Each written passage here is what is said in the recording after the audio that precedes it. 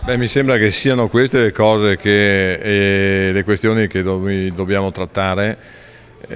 con forza, con chiarezza, dare degli indirizzi, dare un sostegno anche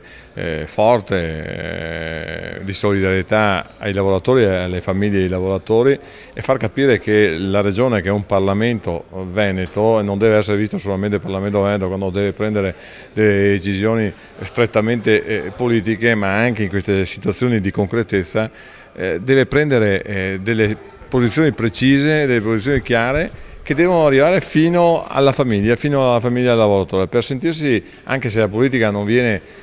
molto ascoltata o non è considerata tanto importante dalla collettività, ma deve praticamente dare questo sostegno dell'esserci. Ecco, la mozione di oggi è stata, mi pare, anche dagli interventi fatti, un segnale positivo della politica veneta, c'è un'unanimità, un voto solo di astensione, ma deve essere qualcosa che non può fermarsi alla mozione, ma deve continuare come ragionamento alle aziende, al sostegno alle aziende e anche a sostegno ai lavoratori.